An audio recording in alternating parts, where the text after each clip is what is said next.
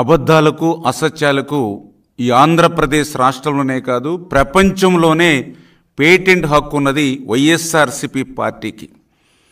ఏదైతే ఆ రోజు 2019లో ఏదే అబద్ధాలతో ఇదే అసత్యాలతో ఒక్క ఛాన్స్ అని చెప్పి అధికారంలోకి వచ్చి ఈ రాష్ట్రాన్ని ఏ రకంగా అయితే ముంచేశారో, మళ్ళీ ఈరోజు ప్రజలిచ్చినటువంటి తీర్పుతో గుణపాఠాలు నేర్చుకోకుండా మళ్ళీ అదే అసత్యాలతో అదే అబద్ధాలతో మళ్ళీ ప్రజలకి విష ప్రచారం, అటు వైఎస్ఆర్సీపీ కానీ వాళ్ళ సాక్షి అవినీతి కరపత్రికతో మళ్ళీ అదే ప్రచారాన్ని కొనసాగిస్తుండడాన్ని చాలా దురదృష్టకరమైన అంశం.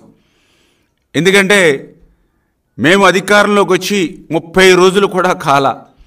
ఈ 30 రోజుల్లోనే మరి మేము అన్న మాట నిలుపుకుని ఒక్కొక్క పథకం ప్రజలకు అందిస్తూ ఉంటే ఆ ప్రజల నుంచి పెద్ద ఎత్తున ఎన్డీఏ ప్రభుత్వానికి వస్తున్నటువంటి స్పందనను చూసి వారవలేక ఈ 30 రోజుల్లోనే ఈ యొక్క విషపత్రిక కానీ ఏదైతే వైఎస్ఆర్సీపీ ప్రజలు గుణపాఠం చెప్పినా గుణపాఠాలు నేర్చుకునేటువంటి నాయకులు కానీ మాట్లాడేటువంటి తీరు మీరందరూ కూడా చూశారు. ఈ 30 రోజుల్లో ఏదైతే ఆ రోజు విశాఖ ఉక్కు ఆంధ్రుల హక్కు అని తెచ్చుకునేటువంటి విశాఖ ఉక్కు ఫ్యాక్టరీ ఏదైతే ఉందో, మరి ఆ విశాఖ ఉక్కు ప్రైవేటు పరం అయిపోతూ ఉంది.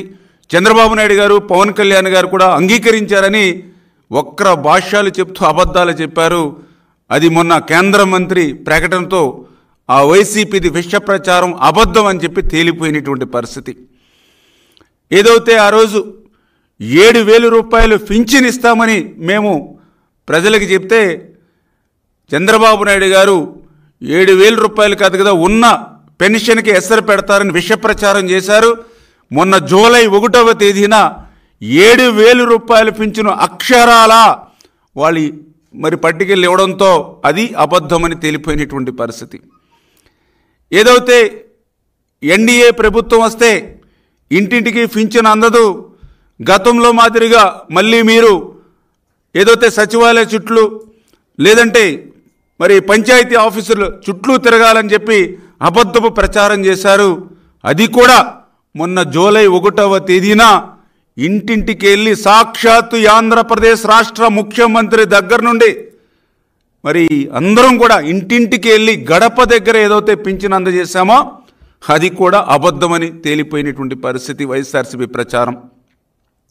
అదేవిధంగా ఏదైతే ఉచిత ఇసుక అమలు కావడం లేదు, అక్కడ కూడా మరి 1,200, 1,400 పెట్టి కొనుగోలు చేసి ఇది ఉచిత ఇసుక ఏంటని ఏదైతే మీరు అబద్ధపు ప్రచారం చేశారో, ఈవేళ ప్రజలే మేము ఏదైతే ఎగుమతి ఛార్జీలు బాట ఛార్జీలు మాత్రమే పెట్టుకుని ఇసుకను ఉచితంగానే కొనుగోలు చేసుకుంటున్నామో, ఉచితంగానే ఇసుకను ఇంటికి తీసుకెళ్తున్నామని ఏదైతే ప్రజలు చెప్తూ ఉన్నారో దానితో అది కూడా మీ విష ప్రచారం అంతా కూడా అబద్ధమని తేలిపోయినటువంటి పరిస్థితి.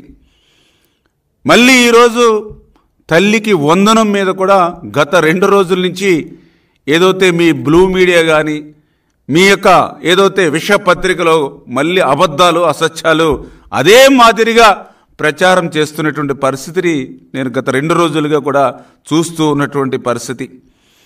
ఏదైతే ఇంకా తల్లికి వందనం మీద ఇంకా మేము ఎటువంటి విధి విధానాలు ఇంకా రూపకల్పన చేసుకోనప్పటికీ, ఎందుకంటే ఇప్పుడు ఏదైతే జగన్మోహన్ రెడ్డి మాటిచ్చి మడమ తిప్పి అమ్మఒడి ఒకరికి ఇస్తూ ఉంటే ఎంతమంది పిల్లలకి ఇస్తూ ఉన్నారు, ఆ ఒక్కరికి కూడా ఎంతమందికి ప్రభుత్వం ఎగ్గొట్టింది. మేము ఏదైతే హామీ ఇచ్చినటువంటి ప్రకారం 2 ఉంటే ఎంతమందికి, 3కి ఇస్తే ఎంతమందికి, ఎంతమంది పిల్లలకి ఇస్తే ఎంత మనం బడ్జెట్లో మరి పెట్టాలి, ఇటువంటి వాటన్నిటినీ కూడా మేము ఇంకా విధి విధానాలు ఇవన్నీ కూడా ఆలోచన చేసి ఈ తల్లికి వందనం ఎప్పటి నుంచి ప్రారంభించాలి అనే దాని మీద ఇంకా మేము ఆలోచన చేస్తూ ఉంటే మరి ఈలోపుగానే తల్లికి వందనం మంగళం పాడినట్లుగా మరి వీళ్ళు విష ప్రచారానికి పూనుకోవడం అంటే చాలా సిగ్గుచేటు. ఎందుకు సిగ్గుచేటు అంటున్నానంటే తల్లికి వందనం గురించి ఈ వైఎస్ఆర్సీపీ నాయకులకు మాట్లాడేటువంటి అర్హత లేదు అని ఎందుకు చెప్తున్నానంటే, ఆ రోజు ఏదైతే అమ్మ ఒడి గురించి ఆ రోజు ఎన్నికలకు ముందు ఇంటింటికి ప్రచారం చేసినప్పుడు ఆ రోజు చాలా క్లియర్గా మీ ఇంట్లో ఎంతమంది పిల్లలుంటే అందరికీ కూడా అమ్మ ఒడిస్తాము, 2 పిల్లలుంటే 30,000 రూపాయలు ఇస్తాము.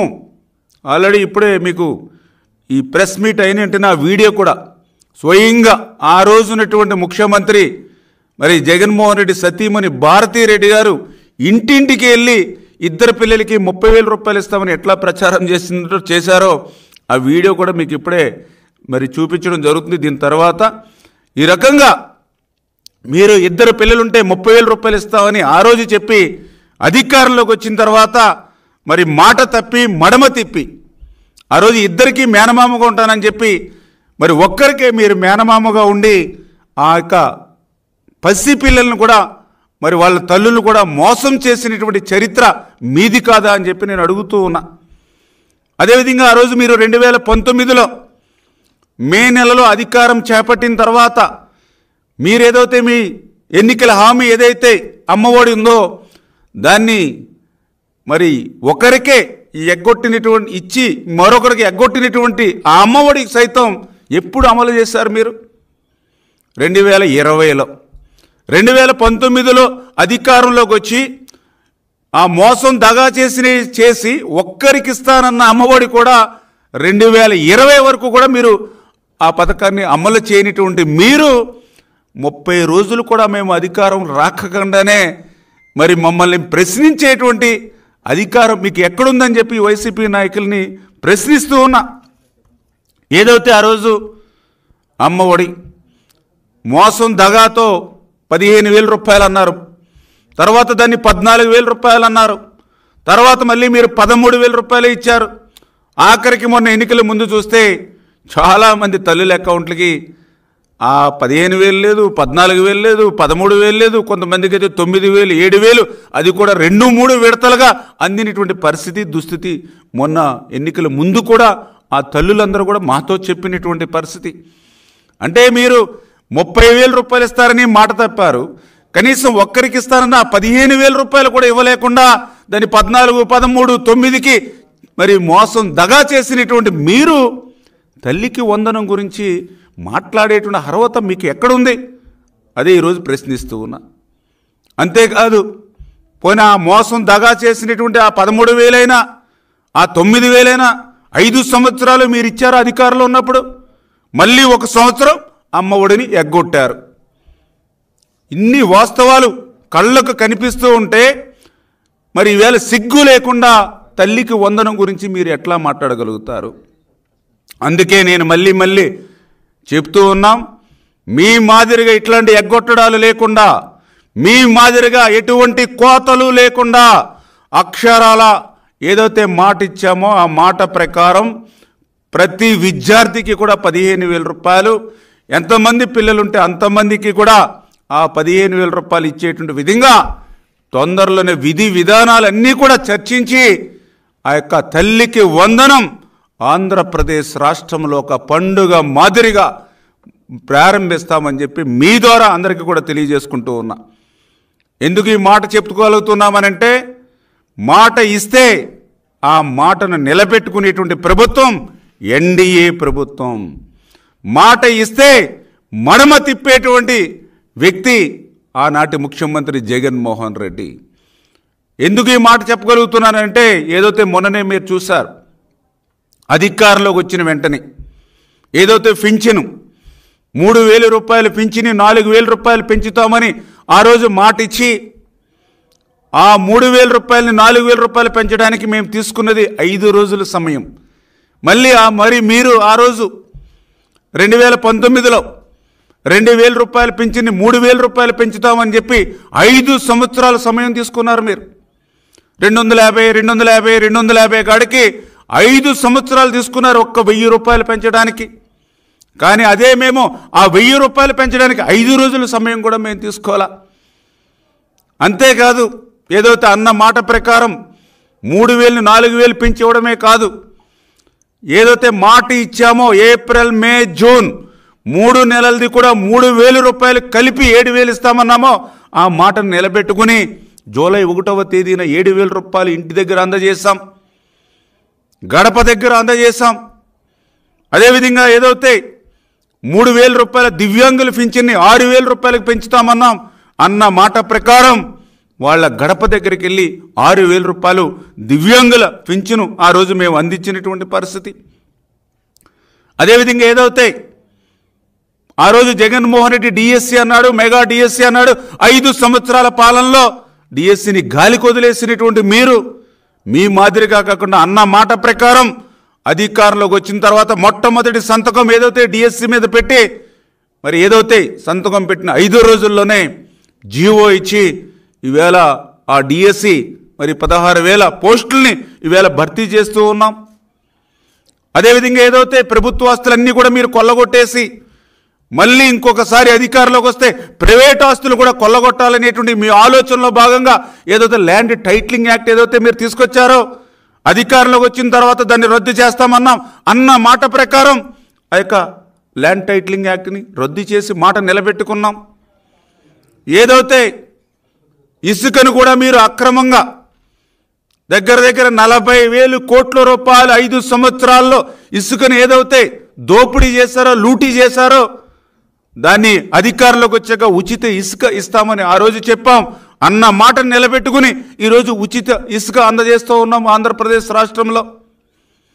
అదేవిధంగా ఏదైతే 5 రూపాయలకి పట్టెడు అన్నం పెట్టేటువంటి అన్న క్యాంటీన్, ఎందుకంటే ఆ రోజు ఏదైతే భవన కార్మికులు కానీ ఆటో కార్మికులు కానీ ఏదైతే గ్రామాల నుండి పరిసర ప్రాంతాల నుంచి పట్టణాలకు వచ్చేటువంటి ఎవరైతే పేద బడుగు బలహీన వర్గాలు ఉంటారో వాళ్ళ కడుపు నింపడానికి హోటల్స్కి పోయి 100, 150, 200 పెట్టి భోజనం చేయలేరనే ఉద్దేశంతో 5 రూపాయలకి ఉదయం టిఫిను, 5 రూపాయలకి మధ్యాహ్నం భోజనం, 5 రూపాయలకి సాయంత్రం భోజనం, 15 రూపాయలు పెడితే రోజంతా కూడా పొట్ట నింపేటువంటి అన్నా క్యాంటీన్లు ఏవైతే ఉన్నాయో అవి మీరు నిర్దాక్షిణ్యంగా రద్దు చేసి పేదల మీద మీరు కక్ష తీర్చుకుంటే ఇచ్చినటువంటి మాటకు కట్టుబడి రేపు ఆగస్టు 15వ తేదీ నుంచి ఆంధ్రప్రదేశ్ రాష్ట్రంలో 183 అన్నా క్యాంటీన్లు ప్రారంభిస్తూ ఉన్నాం. అంటే మీరు ఈవేళ 14 లక్షల కోట్ల అప్పు ఆంధ్రప్రదేశ్ రాష్ట్రం మీద పెట్టినప్పటికీ, ఖజానాను మొత్తం ఊడ్చేసి ఖాళీగా ఉంచినప్పటికీ, ఏదైతే కలెక్టర్ ఆఫీసుల దగ్గర నుంచి విలువైనటువంటి భూములన్నింటినీ కూడా భవిష్యత్తు తరాల వారికి లేకుండా తాకట్టులు పెట్టుకున్నప్పటికీ ఇచ్చినటువంటి హామీలను ఒక్కొక్కటి నెరవేర్చుకుంటూ ఈవేళ చంద్రబాబు నాయుడు గారు, పవన్ కళ్యాణ్ గారు అహర్నిశలు ఈ రాష్ట్రం కోసం, ఈ రాష్ట్ర ప్రజల కోసం శ్రమించి పనిచేస్తూ ఉంటే మీరు ఓర్వలేక ఇటువంటి విష ప్రచారానికి నోచుకుంటే ఇవాళ ఒక్కడే చెప్తూ ఉన్నా, గత 5 సంవత్సరాల మీ మోసం దగాకు ఆంధ్రప్రదేశ్ రాష్ట్ర ప్రజలు మీ యొక్క 3 అంకెల్లో ఒక అంకెని లేపేస్తే మొన్న మీకు డబల్ డిజిట్ మాత్రమే రిజల్ట్ వచ్చింది. ఇంకా అదే అసత్యాలు అదే అబద్ధాలతో మీరు ముందుకెళ్తే మళ్ళీ ఆ డబల్ డిజిట్లోంచి 2 అంకెల్లో ఇంకొక అంకిపోయి మళ్ళీ సింగిల్ అంకే రేపు నెక్స్ట్ వచ్చే ఎన్నికలకు మిగిలేటువంటి పరిస్థితి. అందుచేత ఏదైతే మీ ఓటమి నుంచి పాఠాలు నేర్చుకుని ఆంధ్రప్రదేశ్ రాష్ట్ర ప్రజలకు ఇంకా మెరుగైన సంక్షేమ అభివృద్ధి చెందడానికి సూచనలు ఇవ్వాలి తప్ప ఇటువంటి అసత్యమైన అబద్ధమైనటువంటి ప్రచారం మళ్ళీ కొనసాగిస్తే ఇవాళ ప్రజలందరిలోనూ కూడా ఒక్కటే ఆలోచన ఉంది, ఇటువంటి విధ్వంసం జగన్మోహన్ రెడ్డి రాజకీయాల్లోకి ప్రజాస్వామ్యంలో ఉండడానికి అర్హుడు కాదు, ఇతను అనర్హుడు అనేటువంటి అభిప్రాయం ఇప్పటికే ప్రజల్లో బలంగా ఉంది. ఇదే అసత్యాలు ఇదే అబద్ధాలతో మీరు ఇదే ప్రచారం కొనసాగిస్తే రేపు రాజకీయాల నుండి ప్రజాస్వామ్యం నుండి శాశ్వతంగా ఈ జగన్మోహన్ రెడ్డిని ప్రజలే దూరం చేస్తారనే విషయాన్ని కూడా ఈ సందర్భంగా తెలియజేసుకుంటూ మరొక్కసారి చెప్తూ ఉన్నాం, ఏదైతే తల్లికి వందనంకు సంబంధించి తొందరలోనే విధి విధానాలన్నీ కూడా రూపకల్పన చేసుకుని ఏ మాదిరిగా అయితే మొన్న జూలై 1న పెన్షన్ల పండుగ ఏదైతే నిర్వహించామో, ఏ మాదిరిగా అయితే మరి అన్నా క్యాంటీన్లు ఏదైతే ఆగస్టు 15 ఒక పండుగలాగా ప్రారంభిస్తామో, ఏ మాదిరిగా అయితే ఉచిత ఇసుక ప్రజల ఇచ్చి ఆనందం చూసామో, ఏదైతే ల్యాండ్ టైటిలింగ్ యాక్ట్ రద్దు చేసి ఆస్తులు కాపాడామో, అదేవిధంగా మరి ఏదైతే డిఎస్సి ఇచ్చి యువత మరి డ్రగ్స్ గంజాయి పాట పట్టకుండా వాళ్ళకి ఉద్యోగ ఉపాధి కల్పన చేశామో, ఆ మాదిరిగానే అన్న మాట ప్రకారం తల్లికి వందనం కూడా ఒక పండుగ వాతావరణంలో ఆంధ్రప్రదేశ్ రాష్ట్రంలో ఇచ్చినటువంటి మాటకు కట్టుబడి అమలు చేస్తాము.